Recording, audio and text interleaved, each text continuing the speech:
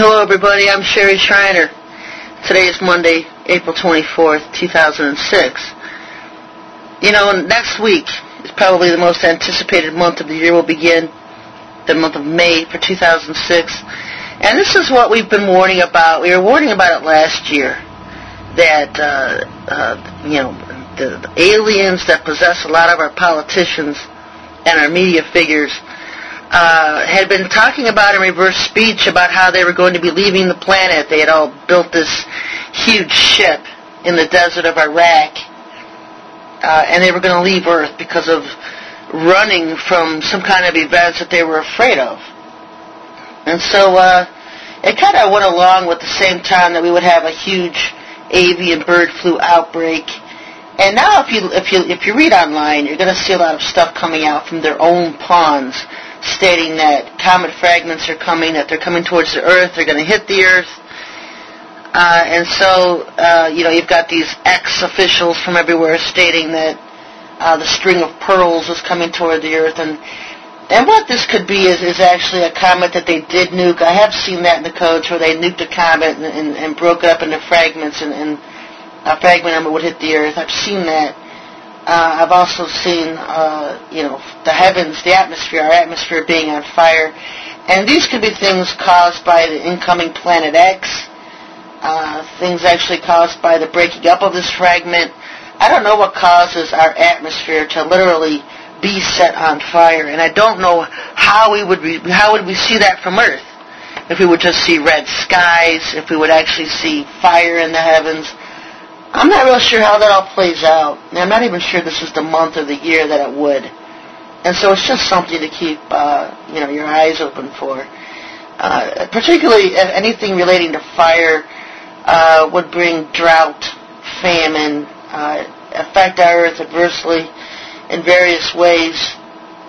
Power surges from the sun, if those were to start, or any kind of fragments hitting our grid, causing our grid to go out and be without electricity. There's just so many things to keep watch for that could happen at any one time that you really don't know when something is going to happen until it does. And so until it does, all we can do is listen for the Lord and watch how He's leading us, what He's telling us to do. And that's what I do, is I listen for people, other people that I know can hear from the Lord, and what He has them doing. And, on top of what He has me doing, because what He has me doing all the time isn't necessarily what other people in other areas need to be doing. The people always want to know what I'm doing. I'm stocking up. He has me stocking up on alternative energy sources. I wrote it on my blog later last week. Being prepared to live off the grid, being prepared to be without electricity, whether it be 1 day, 1 week, 1 month, whatever, or even permanently, just being prepared to live without electricity. And it seems to me that as I look over the time, that the Lord has led me to stock up on various things. The time's going to come when all of a sudden I realize, hey, I'm stocked up on everything now, When you listen to Him and He knows that you have to collect things slowly because you don't have the finances to go out and collect everything all at once that you'll need, you'll realize that, hey, I didn't need this year, but I'm glad I have it stocked up, because if it happens next year, then I already have it. I'm already prepared. And that's one of the ways He'll prepare His people slowly. And so you don't know at the time if He's leading you to prepare for something that's coming way ahead, or something that's imminent, something that could happen at any time. You just listen to Him, follow His leading, and you'll just find that you'll have collected what you need. So it's hard to tell exactly when something is going to happen. The Lord doesn't live in linear time, folks. And so whenever you ask Him something or seek Him about something, the only answer you're going to get is soon. And I know a lot of you truth seekers out there, when you hear that word, because you've heard it a million times, you just want to bang your head against the wall. I know, I've been there all the time with Him. When's this going to happen? Soon. He doesn't live in linear time. And so those people who set out these dates, this is going to happen on May 23rd and 25th and 27th. I had a vision. I had a dream. The Lord told me. The Lord doesn't give dates. And so I've said over and over again, that's the elf god. That's the NORAD god pumping the apostate believers and those they can fool with visions and dreams and prophecies with dates attached to them. Because our God, the Most High God, Jehovah, Yahweh, does not live in linear time. He's not going to give us a date. And so something to watch out for, because just as these government disinfo pawns will come out with stuff, so will the elf god. And so you're going to start watching, especially as May comes near, all of these so-called believers will come out with all these false prophecies because they have no discernment. And they don't listen as to how to know and discern what you're hearing is from the Lord or from the elf god. And you know what? The elf god speaks to your head. And these people can't get it straight. The Lord doesn't speak to your head. The Lord is not a voice. It speaks to your head. And if these people would learn that, then a lot of this garbage would just stop on the internet. You can find your peace in the Lord even in the midst of great destruction coming, and not feel any kind of hyper fear. And so a lot of that is used to generate fear, to get people attention and focus on something else other than what really is coming. And I'm getting to the point when I start seeing government disinfo pawns, I'm going to X this and this, and I've got to tell you this, They've got that down pat now.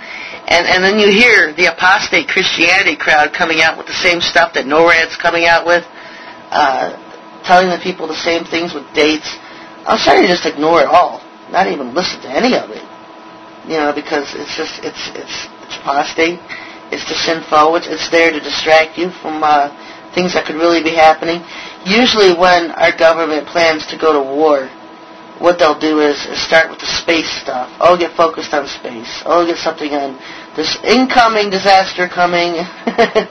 and then what they'll do is come out with their own war stuff to get people away from worrying about space stuff happening to, we're going to war with Iran. We're going to do this. We're going to do that. And don't forget, folks, that Iran always said that if they were sure that they were going to be attacked by the United States, they would preemptively strike us first. And that's very possible. Very possible. I've seen missiles with their names on them in several of our cities, along with the Russians. I mean, they're all together, folks. They're all allies. And so if you're looking for the stuff in the Bible codes and you see cities being destroyed, you're going to see Iran and Russia and all of these countries together in on it, because they're allies. And so it's very possible that Iran could place a first strike against the United States. It's possible that these comet fragments could hit the world sometime in May, and we don't even know where they're going to hit. I warned about a couple of years ago that the government every summer gets antsy, and you'll see it every single summer, because they know there's a comet coming in, and that it's going to hit the Atlantic Ocean. And when it hits the Atlantic Ocean, it's going to take out most of our East Coast, not to mention most of Europe. Well, not most of Europe, but the UK. And so, every year you'll start to see them do things like pull the subs away from the coast or go in hiding, and because they really don't know when this comet is going to come to hit the Atlantic.